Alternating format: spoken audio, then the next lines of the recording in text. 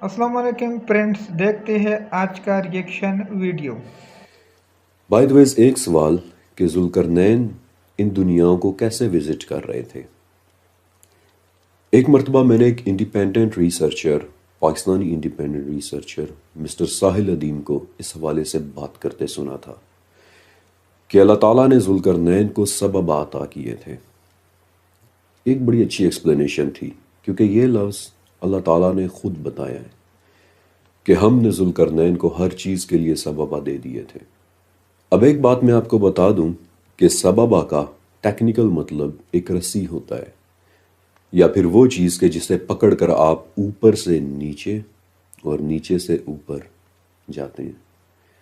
اور میرے خیال میں ساحل ادیم کی یہ ایکسپلینیشن بغیر کسی شک کے بہت اچھی ایکسپلینیشن تھی، کیونکہ یہ ایکسپلینیشن اس بات کو واضح کر دیتی ہے کہ وہ کسی نہ کسی چیز یا میڈیم کو استعمال کر کے نیچے ہماری دنیا میں آئے اور پھر کسی نہ کسی چیز کو استعمال کر کے واپس کہیں اور چلے گئے۔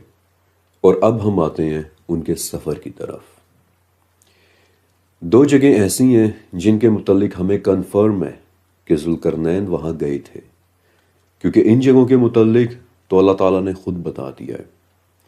اور ان میں سے پہلی جگہ ہے وہ کہ جہاں سورج کالے کیچڑ میں ڈوب رہا تھا، اور آج کی اس قسط کے اندر ہم اسی جگہ کے متعلق جاننے والے ہیں۔ جاتا ہے کہ ذوالقرنین ایسا کیا کر رہا تھا۔ ظاہر ہے جس کو ذوالقرنین کا پتہ ہے تو اس کو یہ بھی پتہ ہے پھر دجال کیا کرے گا، اس سے صاف سمجھ آ رہی ہے ذوالقرنین کا سوال کیوں کیا، پھر صاحب کہاں کیوں کیا، تو اسے صاف سمجھ آ رہی ہے کہ پھر اگر اللہ کے نبی علیہ السلام کو ان کے مطابق اگر ان چیزوں کا پتہ ہے، ان ادر ورڈز اس ٹیکنالوجی کا پتہ ہے جو ٹیکنالوجی ذوالقرنین استعمال کرتا تھا، جو علم اللہ نے دے دی، جو طاقتیں اللہ نے دے دی تھی، تو یہ وہی نبی ہے ہمارا، پھر سمجھیں تو پھر ان کو ہمیں بھی اس سے یہ صاف سمجھ آ رہی ہے کہ پھر ہمیں بھی پتہ کرنا پڑے گا کہ ذوالقرنین کا کیا کام تھا، تو پھر دجال بھی اسی طریقے کے یا انہی راستوں پہ چل کے آئے گا۔ اور وہ راستے کا لفظ ہی ہے، جن راستوں کی طاقت اللہ نے ذوالقرنین کو دی ہوئی تھی، وہ راستے آسمان کی طرف جاتے تھے۔ سبابا کا جو لفظ ہے سورہ کہف کہ جہاں لوگ وجدہ کے لفظ پر زیادہ زور دیتے ہیں کہ ذوالقرنین پہنچے تو کسی ایسی ہی جگہ پر تھے کہ جہاں واقعی کالا کیچڑ تھا، لیکن انہیں ایسا وجدان ہوا، ایسا محسوس ہوا، ایسا لگا کہ جیسے سورج اس کیچڑ میں ڈوب رہا ہے، بالکل ویسے ہی کہ جیسے آپ کو سورج افق سے نیچے ہوتا ہوا نظر آتا ہے۔ سچائی کیا ہے؟ پہلی بات کہ پوری آیت میں سمندر کا لفظ کہیں ہے ہی نہیں۔ بلیک سی تو کیا یہ کوئی بھی سمندر نہیں ہو سکتا، اور میں آپ کو بلیک سی کی فوٹوز بھی دکھا دیتا ہوں۔ نہ تو یہ کہیں سے بلیک ہے اور نہ یہ کہیں سے کیچڑ کا بنا ہوا ہے، بلکہ یہ ایک عام پانی کا بنا ہوا سمندر ہے۔ تو پھر اس کا نام بلیک سی کیوں ہے؟ کیونکہ پوری دنیا میں سمتوں کو آسان بنانے کے لیے انہیں رنگوں کے ساتھ منسوب کر دینے کا رواج ہے، اور اس ٹیکنیک کو کلر ایسوسیشن کہتے ہیں۔ مثلا چائنا اور ترکک کلچر میں شمال کو بلیک کلر کے ساتھ منسوب کیا جاتا ہے، اور اسی طرح یہ نام وجود میں آیا بلیک سی، یعنی شمالی سمندر۔ جبکہ اسلاوک کلچرز میں مغرب کو ریڈ کلر کے ساتھ منسوب کیا جاتا ہے، اور اس طرح یہ نام وجود میں آیا ریڈ سی، یعنی مغربی سمندر۔ یہ سمندر کالے یا سرخ سمندر نہیں ہوتے، یہ صرف سمتوں کو آسانی سے سمجھنے کے لیے کلر ایسوسیشن کا نتیجہ۔ تو پہلا واقعہ یہ ہے کہ ذوالقرنین جب یہاں سے نکلا، he went through the ways, one of the ways، تو اس کو ایک قوم ملی جس پہ اللہ نے کہا کہ ان کے ساتھ ایک ٹیسٹ دیا ذوالقرنین کو کہ ان کے ساتھ کیا کرو گے۔ ذوالقرنین نے کہا کہ جو آپ کے حکم کے تابع ہوگا، جو حق کی بات پہ ہوگا ہم اس کو چھوڑ دیں گے، جو نہیں ہوگا اس کو سزا دیں گے، بس اس کے علاوہ وہ ذکر ہے نہیں۔ تو پھر وہ کیا جگہ ہو سکتی ہے کہ جہاں سورج کالے کیچڑ میں ڈوب رہا تھا؟ اب یہ بات غور سے سنیں۔ حضرت معاویہ رضی اللہ تعالیٰ عنہ نے ایک مرتبہ کعب رحمۃ اللہ علیہ کے پاس ایک آدمی کو بھیجا اور اسے کہا کہ کعب سے پوچھنا کہ سورج کہاں غروب ہوتا ہے، کیا توریت میں اس کے متعلق کچھ ہے؟ تو آگے سے کعب نے جواب بھجوایا کہ وہ پانی اور کیچڑ میں چلا جاتا ہے، اور یہ کہہ کر انہوں نے اپنے ہاتھ سے مغرب کی طرف اشارہ کیا۔ اب یہ مغرب کیا ہے؟ اگر آپ نے میری حیرت کے دروازے سیریز دیکھی ہے تو آپ سمجھ چکے ہوں گے۔ بہرحال جب کعب کا یہ جواب حضرت ابن عباس رضی اللہ تعالیٰ عنہ تک پہنچا تو اس وقت ان کے پاس ایک آدمی بیٹھا ہوا تھا، اور یہ واقعہ سن کر وہ آدمی کہنے لگا کہ کعب نے بالکل صحیح کہا ہے، اگر اس وقت میں کعب کے پاس ہوتا تو ان کی تائید میں تبا کے وہ شعر پڑھتا کہ جس میں اس نے ذوالقرنین کے سفر کا ذکر کیا ہے، اور پھر اس آدمی نے تبا کے وہ اشعار پڑھے بھی۔ اب ان اشعار میں 3 الفاظ بہت اہم تھے، خلب، سات اور حرمد، یعنی مٹی، سیاہ اور کیچڑ۔ ابن عباس رضی اللہ تعالیٰ عنہ خاموشی کے ساتھ یہ پوری بات بہت غور سے سن رہے تھے، اور اسی وقت انہوں نے اپنے غلام کو کہا کہ یہ جو بات ہو رہی ہے اسے لکھ لو۔ اس ساری بات کا کیا مطلب ہوا؟ ابن عباس نے ایسی کیا اہم بات نوٹس کی کہ انہوں نے اسے وردی ٹو ریممبر سمجھ کر اپنے خادم کو لکھ لینے کا کہہ دیا؟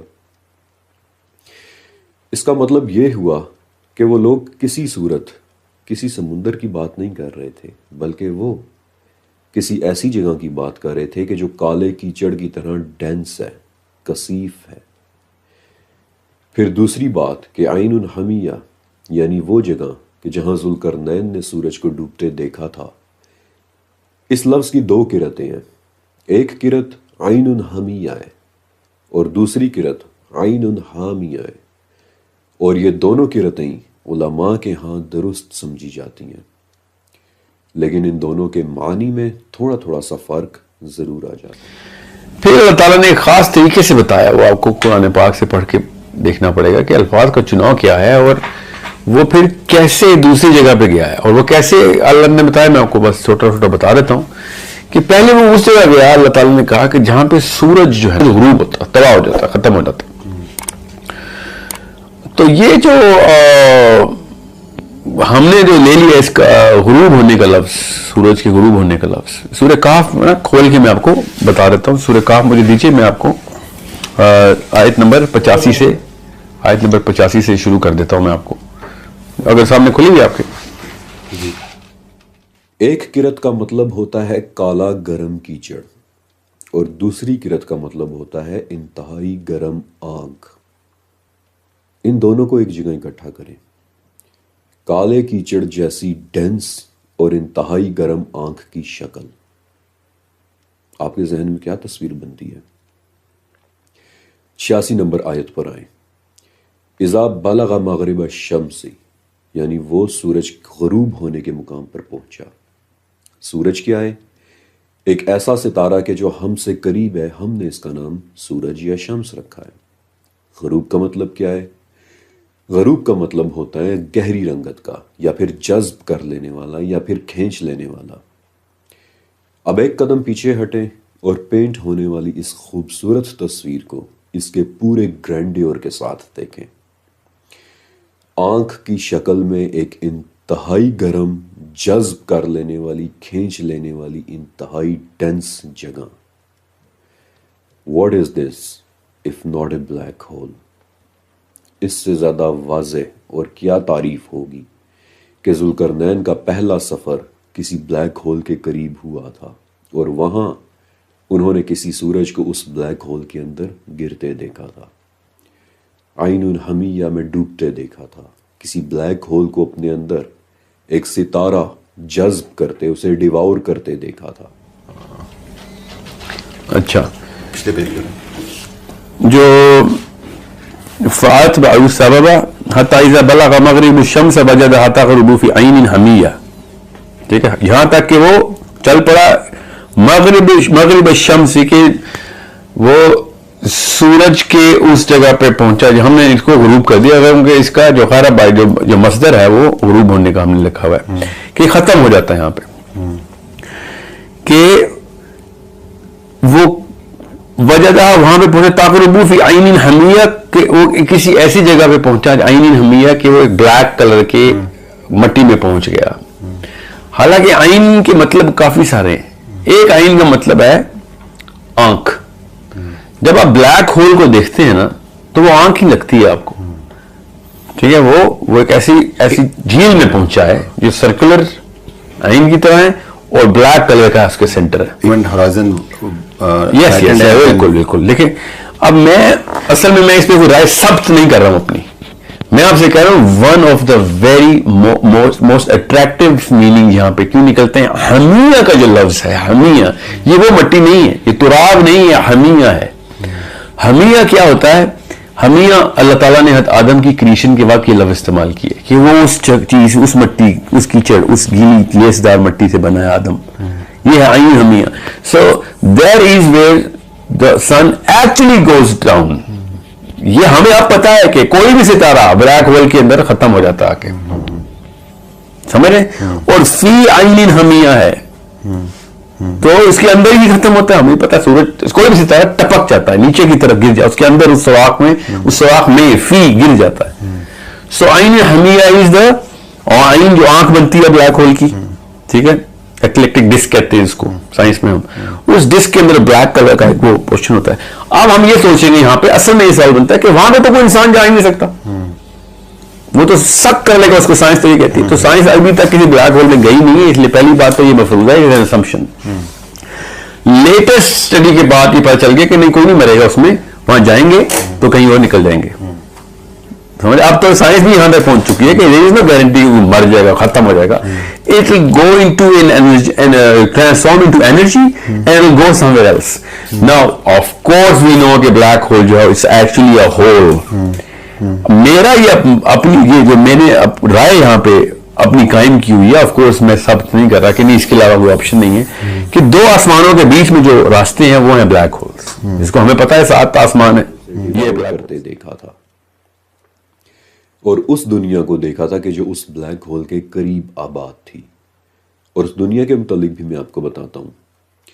حضرت ابن عباس رضی اللہ تعالیٰ عنہ اور کعب رحمۃ اللہ علیہ کی ڈسکشن ہو رہی تھی, تو ابن عباس نے کہا کہ کعب, جس جگہ سورج ڈوبتا ہے وہاں ایک بہت وسیع آبادی ہے جس کے شہر کے 12,000 دروازے تھے. اگر اس شہر کا اپنا شور نہ ہوتا تو وہ لوگ اس سورج کے ڈوبنے کی آواز تک سن لیتے, اور یہ وہ قوم تھی کہ جسے ذوالقرنین نے دیکھا تھا. اگر آپ کے کان ریڈیو ویوز کو سننا شروع ہو جائیں تو آپ کو آسمان یا خلا میں موجود ہر چیز کی آواز سنائی دے گی. اور ایسے ہی ایک بلیک ہول کی آواز ہماری ایک ریڈیو ٹیلیسکوپ نے سن 2023 میں ریکارڈ کی تھی, کہ جسے سننا بذات خود دل دہلانے والا ایک تجربہ ہے. اور میں آپ کو وہ ریکارڈنگ سنا بھی دیتا ہوں.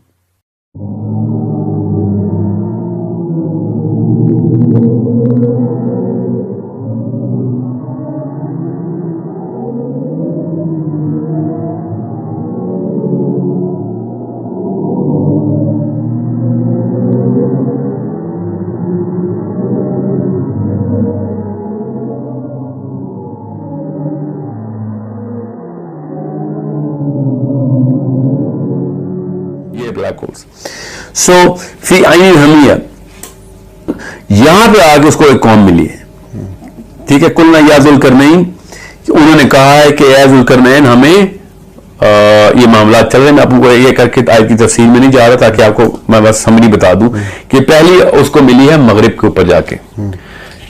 اب اس کو مغرب کا مطلب یہ مت لیں کہ وہ ویسٹ میں گیا, مغرب کا مطلب یہ, کیونکہ میں اچھا اس کی دلیل کیا ہے کہ بھئی ہمارے دنیا کی مغرب کیوں نہیں ہے؟ تو دنیا میں تو سورج کہیں کسی کالے رنگ کی مٹی میں ضرور نہیں ہوتا.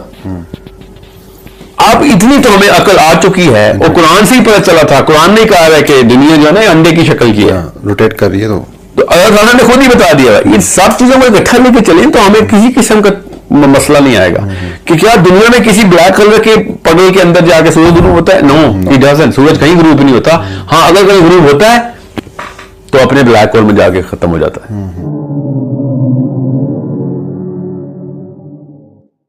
بلیک ہولز کے متعلق میں نے آپ کو بہت زیادہ انفارمیشن دے دی, اور میں امید کرتا ہوں کہ آپ سمجھ چکے ہوں گے کہ ایک سورج یا ایک ستارہ کسی آنکھ جیسی شیپ کے انتہائی گرم اور انتہائی ڈینس جگہ میں کیسے ڈوبتا ہے. لیکن اصل سوال تو بھی ہم نے ڈسکس ہی نہیں کیا, یعنی عین الحمیہ کے قریب آباد وہ لوگ اور وہ دنیا کہ جسے ذوالقرنین نے دیکھا تھا. سب سے پہلا سوال تو یہ کہ کیا کسی بلیک ہول کے قریب کوئی دنیا آباد ہو بھی سکتی ہے؟ تو اس کا جواب ہے کہ ہاں، 12 اگست سن 2020 کو astronomy.com نے ایک جاپنیز پروفیسر ڈاکٹر کائچی واڈا کی ایک ریسرچ پبلش کی تھی۔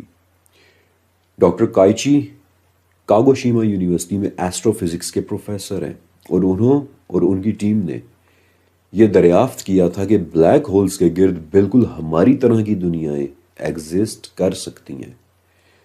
فرق صرف اتنا ہے کہ ہماری دنیا ہمارے سورج سے صرف 15 کروڑ کلومیٹر دور ہے، جبکہ ایک بلیک ہول کے قریب آباد دنیا اس سے کم 100 کھرب کلومیٹر دور ہوگی، کیونکہ اگر وہ دنیا اس سے زیادہ قریب ہو گئی تو بلیک ہول اسے فوراً اپنے اندر کھینچ لے گا۔ دوستوں، آپ نے دیکھا یہ ویڈیو جو فرقان کی تھی، یہ ذوالقرنین کے حوالے سے بات کر رہا تھا کہ اس سے کچھ راستے معلوم تھے جو وہ الگ الگ جگہوں میں جا سکتا تھا۔ ہمارے علماء اس کے ساتھ اختلاف کرتے ہیں، ساحل الدین بھی اس کے بارے میں بات کرتا ہے، مگر اس سے بہت علماء اختلاف اسی بات پر کرتا ہے کہ یہ ذوالقرنین کا جو واقعہ ہے یہ سارا ہماری دنیا میں ہوا ہے، اور ساحل الدین اور فرقان کا یہ کہنا ہے کہ یہ واقعہ جو نہ ہے یہ ہمارے دنیا میں نہیں ہوا ہے، وہ الگ الگ راستوں پر گیا تھا، ہو سکتا ہے وہ الگ جگہ پر گیا ہو، ہماری دنیا سے الگ کوئی جگہ۔ تو اسی بات سے میں بھی اتفاق کرتا ہوں، ہو سکتا ہے وہ ہماری دنیا میں نہیں ہو۔ اگر آپ کو اسی طرح ویڈیو پسند آتی ہے تو چینل کو سبسکرائب کر دیجیے، اور آنے والی ویڈیو کے لیے مجھے اجازت دیجیے۔ اللہ نگہبان۔ کمنٹ بھی لازمی کیجیے۔